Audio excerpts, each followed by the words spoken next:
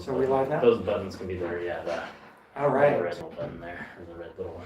So the last recording was at Reggie's, Yeah. which is at, I think it's technically called the South Loop, but it's like 2200 South State, I think it is, somewhere around there in Chicago. And now we're in the Herald in Washington Public Library, which is, I don't know. And we do have music. Yeah, well, I was gonna say, so it turns out that we ended up in the music portion of the library, and there's a piano over here. And Doug's gonna play us. no, I'm not. Well, I am gonna play that. That was middle C there, just to prove that there's a piano. And then and we're in like practice room, and the practice room next door that somebody is practicing. So the soundproofing is less than ideal, but it actually probably will be pretty good bedding music for us, I think. So Okay. I think the volume is like almost perfect for us. So I wonder how far that is away in order to consider, can people hear us? yeah, there are double doors behind William here. So yeah, I don't know what. So we don't have too much time. No, we've got like 27 minutes if we leave at 4:45. Yeah. As they suggested. So I don't know how. Like I have much more battery than that. Oh, okay. If that much. So You did want to continue, right? yeah. Well, I don't know if I can duplicate this, but maybe we could try. So I did it by accident with Josh, but what I was able to do is basically make the screen go black, and that saved battery. But it was I was able to record. Still recording. So I don't know, like again, how I actually did that. Well, let's just see what happens if I do. Yeah, so that, I mean, it came right back in, but yeah, I don't know how. You need battery for tonight, don't you? I mean, I can go back to the Okay. hotel and charge it real quick, but Mm. yeah, there's a whole lot of different things you can do here, with green screens and all sorts of stuff. But yeah, I don't know how. I don't even know if it's something that like I could intentionally recreate in my. But like the screen just like it was like black, and I was like, well, okay, I don't know what's going on, but it still says we're live. So yeah, we got like some people in there Oh. in the chat room, but. So what are we on? This is on YouTube. So Oh. and then so the way I've got it set up is that everything goes to YouTube first, and then in theory it auto syncs to PeerTube. But the sync doesn't always work. And like every time I'm like, well, did YouTube somehow kill it? But then the next time it works, I don't really know. When you say sync, you mean live? No. So once the video is cut, then yeah, sometime after that the PeerTube instance. I'm guessing that there's some sort of rate limiting on the PeerTube instance, and so the other people on the PeerTube instance, like, were fighting for like bandwidth on that. The PeerTube instance is Dalek.zone Right. for those that are tuning in and want to go watch it on PeerTube later. See, this is the thing that it's like you have to how do you think through the structures that would make it better, and then how do you sell that to people such that we can have it built? You know, Rumble exists, right? Have you heard of Rumble? No, I mean, Okay. I've heard of Mumble. Okay, so they're the too far right wing crazy racist people, whatever. Back in the day, you know, they were kicked off YouTube. Okay. And so then the billionaires, I think Thiel has some ownership, whatever, they built Rumble. Okay. And so Rumble is an alternative to YouTube, but now I think it still exists, and it's, you know, some people are still on it, but I think a lot of those people are now allowed back onto YouTube because we have a new regime in place. Yeah. But my struggle with the PeerTube / Owncast world Yeah. right, is there's nowhere that you're directing people to, right? Like, you can direct people to Dalek.zone, Yeah. you can direct people to some other thing, Yeah.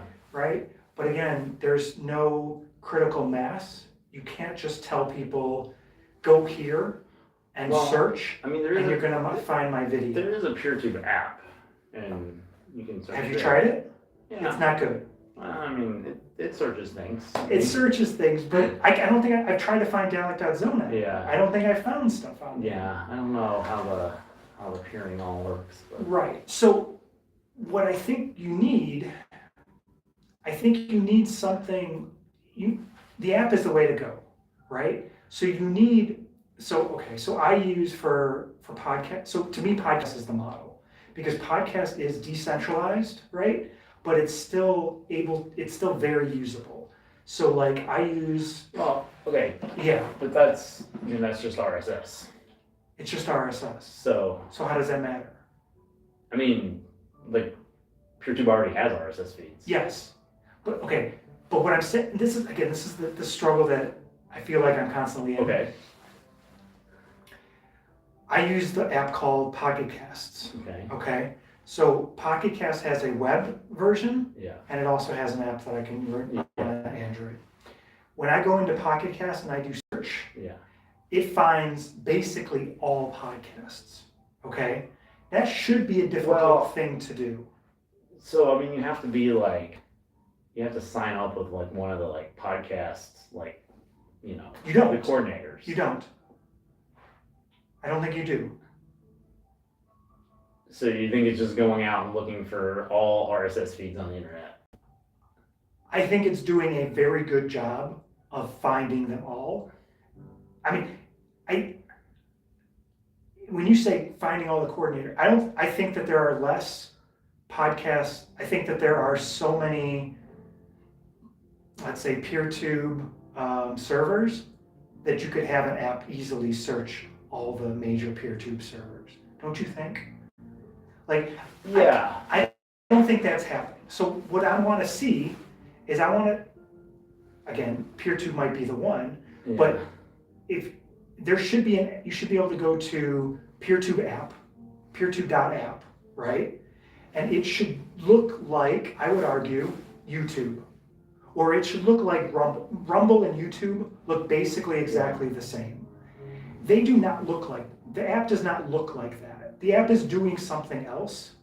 And the other thing is it should have Omcast as part of it. So I don't think it would probably be a PeerTube app, it would be some other app. Somebody else would be running it and would be pulling in Omcast and PeerTube. And you should see live at the top, right?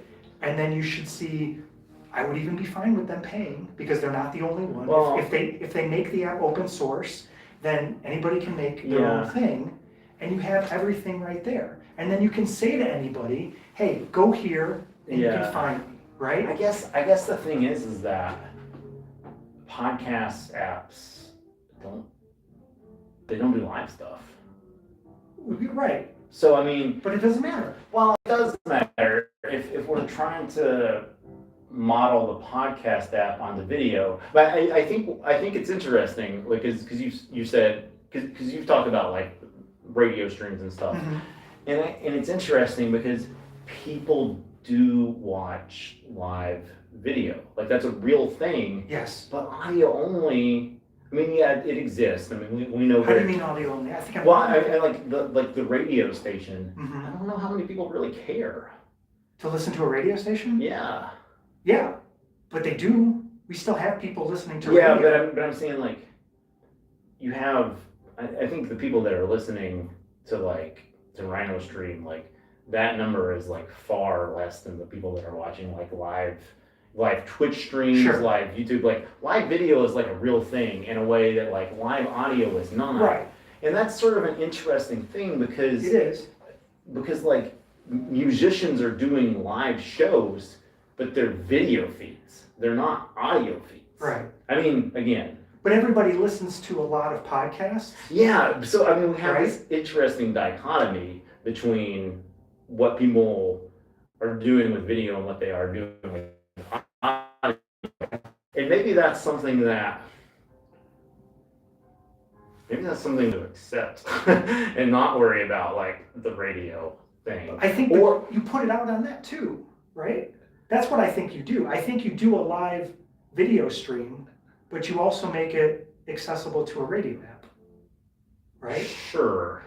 I guess I wonder how easy the video apps that are doing live are they like Video apps that are doing live, yeah. Owncast, that's the one yeah, I so think of. like how easy is that format the right format for an audio only stream? I don't know the answer to that. Technically. Why wouldn't it be?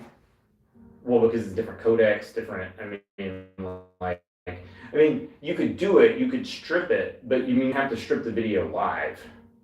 Oh, that's You know hard what to I'm do? saying? Like, without like, Okay, without some processing, sending it to like an audio only stream, like somebody's got to cut that video out if you're not going to send that on the stream. you know? okay, so the example that I could tell you is Labor, L-A-B-R, Okay. Got Online, I think it is. So that's a mostly hip hop, I Yeah. think. It's a mostly hip hop show. So I think they do it all. So I think they Okay. do an online radio thing that's very, like what you would listen to. It's a stream that you could put into an app like you can do with Rhino, or Yeah. you could listen to wherever. But I think I don't know if 100% all the time, but they also run Owncast sometimes. So, and I think when they're running Owncast, they're also putting out an audio Yeah. stream. That to me is the way to do it. My guess is they're doing that with two separate. They've got two outs. Okay. I mean, it's just a guess. Yeah. But that's how they're probably doing that. I mean, to me, the question out there is that people still listen to terrestrial radio, Sure. right? Well, again, I mean, Are we competing against that, or are we not? Or see. I mean, I think that's the question. I don't think we are. I mean, maybe we want to be. I don't know. I mean, like, I also do wonder how many people actually do listen to terrestrial radio, and how many people are just like when they're driving around. May I have your attention, please? Thank you for coming to the Probably Chicago 15 Public minutes, Library's 20. Harold Washington Library Center. The library will be closing in 30 minutes. Yeah. Please Really make your 15. final selection and take all books to be checked out to the ground floor circulation desk. Please release all computer printouts for pickup at the third floor computer commons. Thank you. Musical interlude. we're gonna assume that he's fine with that being CC, right? Okay, let's just continue. I think he's gonna do it again in at least 5 more minutes. Oh, I'm sure, because the desk person was saying 4:45. What time was it? This is 4:30. This is like, Oh. yeah. So Yikes, okay, yeah, I think she's saying she's kicking us out here at 4:45. let's But see. so So, I mean, that is the only time that I listen to the radio, is in the car. but not everybody does that. I mean, like Right. we have like a serious subscription. Right. So Well, we're competing against that then too, yeah. right? Yeah, I mean, but is it? I guess that's again the question is like, is it just a different market? You know, like So, again, that's my thing, is that, yeah, I mean, maybe it's a different market, but I want to kill it. Because to me, those things are, in some sense, payola. Spotify is payola. All these things are payola. Like, I want two things. I want independent people putting out independent stuff. you know, And I want to build a system, the other piece of it, such that everybody gets paid based on the time we spend with their stuff. sure. So that's, just to add this to it, I for 15 years ago, I kind of, let's say, came up with the idea, which I call public patron, the idea being that you should be able to put some bit of money at your bank, say, I'm gonna set this aside, I don't know, $30, maybe whatever it would be per month, and then somehow based on the apps that you're using, that money gets distributed to the people that you're spending time with, whether you're reading something, whether you're listening to something, whether you're watching something, that money goes to them. And if enough of us did this, you would have more and more content being put out as open access content For sure. available in this system, and eventually we kill all the big money people who are dominating our society and killing us. Yeah. That to me is my dream. But anyway, so radio and music are part of that. Like, so I guess if we're not competing against that, I want to be competing against that because of my larger vision. Well, no, I see that, but I think the problem that we have right now is like we don't have we need to all agree on like what the first step is. Mm-hmm. And like we just can't get everybody on the same page as far as doing that. You know, like Rhino wants to do like shows, but then he's talking about like thousands of dollars that we don't have. Mm-hmm. And I mean, the show's like, you know, it makes sense in some. Well, he's going to do the shows. He's doing the shows. He's doing a show tonight. John Worthy. I think he's paying. He's at least paying for some of it. But I mean, like, John lives close enough to just like come down. I mean, like, Right. you know, like that's not like a scalable. Agreed. You know, yeah, you know, like there's a lot of CC musicians out there that, Right. You know, I mean, I guess what would be ideal is if like, you know, we could package up, you know, whatever Rhino's got, and like, you know, people could do that in their own space. Right. But, Well, so that's my thing is I want it to be CC because that's the only way the Rhino thing can promote them. yeah. Right? But ultimately we just, I don't know, we want to support independent music. I don't know. Yeah. I mean, Like, but that's stuff we don't even need to, those things are going to happen without us, right? Like, Rhino's doing it. I'm sure other people are doing it. I don't think other people are actually. Yeah. So we were just at Reggie's, and yeah. there's lots of people that are, you know, there's a show tonight. Yeah, There's a but show I mean, tomorrow, I guess I'm saying like nobody in this Creative Commons space is doing that. I mean, when Net Label Day started, people were doing stuff like that. Okay. And I don't know if anybody really knows why that stopped. I mean, we've kind of had like a changing of the guard, the guard kind of just went home. There's no like new guard, like, you know, like. Was there any? Go ahead. Sorry. Folks like Jurgen from the Freak Fandango Orchestra was like, you know, was doing stuff, and like, you know, like Craig has passed away. I mean, there's a number of folks that are just like, you know, like the people that like, you know, all three of the folks that led the FMA, like they're just not involved anymore. Like back when Jamindo was like doing stuff in big, like Martin was involved, and now Martin has moved out of the CC space. So like did they think they had to do CC because of something else they were trying to accomplish? Like, because if you want right now, if you want to do a Rhino style show, yeah, right, you have to do one of two things, right? You have to play CC music, or you have to get the approval, or I guess you could do a third thing and just not give a shit. Yeah. But the other thing is you have to get approval from the artists themselves, right?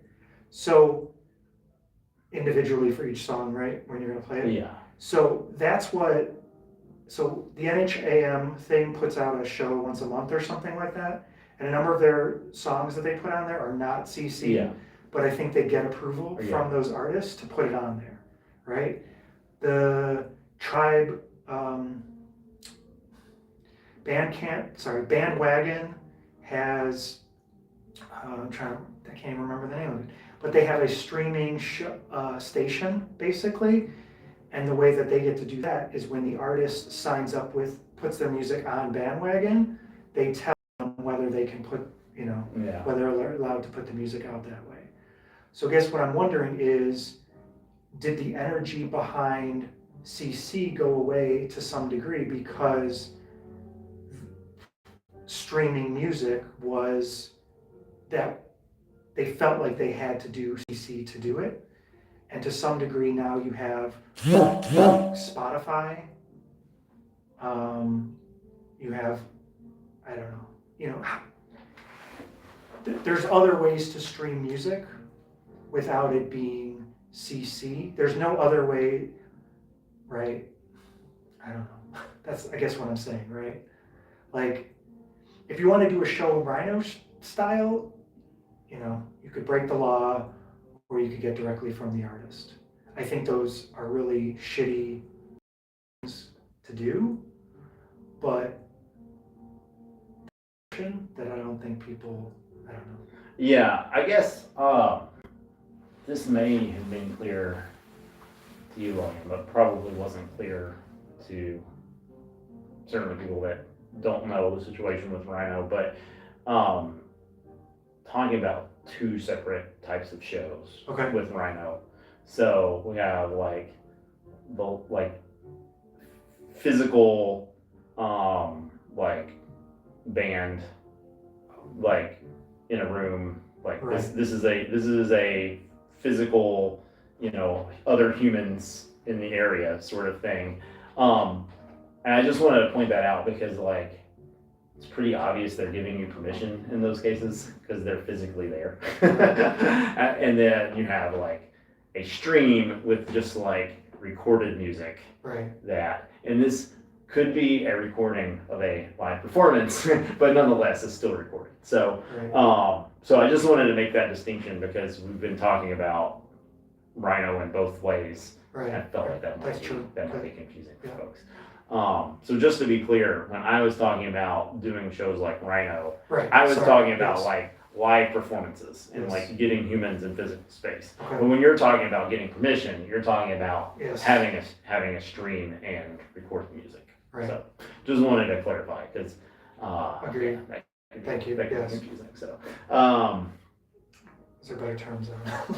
well, that Could we use terms that separate those terms? yeah, well, you know, it's interesting because they can both be live, and one is like live digitally, you know, so it's just like, yeah, it's, I don't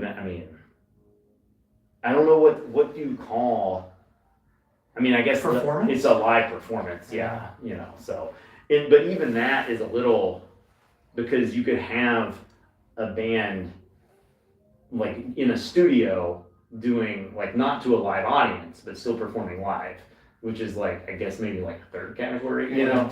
But the thing that I was thinking there's even different categories because he does a live show with recorded music for an hour a week, but then he's also letting it, you know, shuffle through music but music that he's curated, which is important and a differentiator from the way a lot of music gets played, which really matters and doesn't get talked about enough. I mean, because he's really taking the time, and I think a lot of people think all the music is just people put up a bunch of music and everybody, and it's not going to be as it's not going to be as good in general because you're not, every one of your tracks is not going to be, but it's also just, there's no sense of like there's no curator. And that I think matters, and people don't think about that. And versus an algorithm also is as well, but anyway. One thing that we were talking about, I think it was in part one, maybe it was part of the before. Yeah, maybe it was when we weren't recording, I don't remember, but we were talking about you doing some curation. Some of that I think was on the recording, and maybe the problem with or the reason why that you're concerned about taking away from Rhino is maybe like that curation is too similar, like a show that like if I were to do, you know, the type of curation that Rhinos was doing, it would be like a wildly different show. So I mean maybe that is an issue. Maybe that's part of what's going on. There's very little that Rhino picks that I do not like. And when he really likes something, I really like it too. Yeah. Almost always. I think the biggest thing is I like a lot Different. heavier stuff than Yeah. Rhino does, and I don't know how much of like me. If I did that show now, there would be probably a lot more hip hop Okay. than Rhino plays as well. That's true. But I don't know how much of that is organic and how much of it is just because like I've known Mike for 15 years, and he's been doing a great job curating Creative Commons, and not just curation, but getting folks that would otherwise not be putting music under Creative Commons to be like, if it weren't for Mike, the Impossibles wouldn't be Creative Commons. I mean, like, I don't know how much of Block Sonic would just not be Creative Commons if it weren't for Mike. I don't think any of the Amp Symbol stuff would be. I mean, the early days of Block Sonic and those guys being under Creative Commons, that was all Mike. I mean, obviously the guys are recording music. I don't want to Have you done an interview with him? with Mike. Yeah. Yeah, Tom and I did interviews with Mike, and then I think I did one when Donnie left the listening party, and I sort of turned it into an interview show for a little while. I think I did one with Mike then as well. So Because you're making me think. I think the number of labels that Rhino has played stuff from, yeah, it would be so great to have interviews yeah. with the people who Well, curate some of that. so The A&R people, I guess. yeah, I don't know what is going to come of it. We haven't recorded even the first episode, but Sam and I are going to record the first net label review in December, and that's going to be quarterly. It's probably mostly going to be just playing new releases, Okay. net label releases, specifically That's net great. label related. It will not be like, I love Nicholas Burgess, and there are a few other artists like this that are like in the CC scene. Right. They're not releasing on net labels, so we're intentionally excluding them, Okay. just to focus on the net label releases, and because a lot of the musicians that are releasing independently, they're releasing on Bandcamp, so things get like very Bandcamp heavy. Yeah. But some of the net label musicians release on Bandcamp, and Right. so it's not necessarily that like if people like that model of buying things off Bandcamp. I think that would be available to folks in a lot of alternatives. And then you have the net labels that they just run their net label through Bandcamp. So So I'm thinking like Full C Records, except the Full C Records is I think it's just Out of folk, but I don't know. oh, I don't know. Yeah. I don't know. They're out of Spain. Yeah. I think, and I think I've emailed with them, and English is not perfect, Yeah, but yeah, yeah. but I love like everything that I like really love. Yeah, that I I've mean, heard this about is them. the thing too, is that like the Indonesian in CC scene Okay. is like amazing. I mean, Okay. the Indonesian CC scene, probably the best in the world. Spain is up there. There's no Okay. doubt about that. The Indonesian scene, and some of that may be the type of music that I listen to, Sure. because the punk scene there is very, Okay. very strong. But yeah, but like. Would you be able to do an interview with them, or is it the English? So, Tom and I had an interview with one of the guys in that scene, Stone Age Records. Like that, I don't know that the English was so much of the problem as his internet connection was not really very It's good. probably This was better. also like 13 years ago. Yeah, So, yeah, I mean that might be something, but I mean, the other thing just to bring up, I guess, if we're near the end, is yeah, you boosted something. I'm trying to remember exactly what but it was like it had a hashtag indie music, just like recently. I don't know. Last day or two. I think Oh. you boosted. there was there's a guy on a Macedon. AX Wax. I think Tom has Tom has interviewed him before. It was either that or it was Fugue State. Yeah. They post so much stuff. So there's a hashtag indie music, Yeah. right? But again, I don't know what that means, Yeah, right? I think So, like- this one that they were talking about, like being able to submit things. Maybe. It's hard to know without the context, but you know, a lot of the things about like, hey, do you want to like submit your music to this? Like they apply equally to CC musicians as Right. they do to other folks. So it's like, well, we might as well share this. But that's kind of my struggle, which is like, I don't know. It's not correct, but we talked about whatever. All toads are frogs, Yeah. but not all frogs are toads. Right. Yeah. And I guess I often just put CC music as a toad. I tend to think all CC music is indie music, Yeah. but not all indie music is obviously CC music. Yeah. But that's not really true either. Like, right? But again, what is indie music? Yeah. I mean, it's interesting because like the thing about recorded music is that like it's there forever. So like I would say now that's probably true, and like but Which is true. that like all CC music is all newly released CC music is independent music. Now that's not like an axiom. Like that doesn't always have to be true, but it just turns out that at this moment that is true. Right. It's not always been true. Right. But I think there were like experiments with Nine Inch Nails and the Smashing Pumpkins and stuff, but like yeah, The Wired album, yeah. So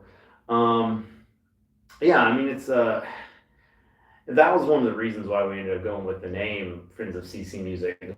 Like you do have even like musicians even that are like very much involved in the CC scene, like Louis Ling and the Bombs. Like sometimes like they're on stuff that like isn't CC, and it's like it's kind of. I mean, I guess if like somebody has never released something that isn't CC, then like they are a CC musician, because like how much percentage of your music have to be CC before you're not a CC musician? And it's kind of interesting because like CC music is really all about like the recording. Like that's how it started. It was started in like the Napster days, and like it's like a recording is what is CC, and not necessarily a musician or a label or whatever. I mean, may I have your attention? I guess that's probably our time to go soon right here. Minutes. So yeah. Please take any books you would like to check out to the ground floor circulation desk. Thank you. Anything else you want to say before we skedaddle? All right. Well, it looks like we actually got some people live. I don't know why we have people live because normally we don't. But thank you for showing up. I guess that Saturday afternoon is the time to go live. So I'll look through the comments and respond to anything that's response. But thanks everybody for watching, and this has been Dining with Doug, even though Doug didn't eat anything this time. Cool. Sweet.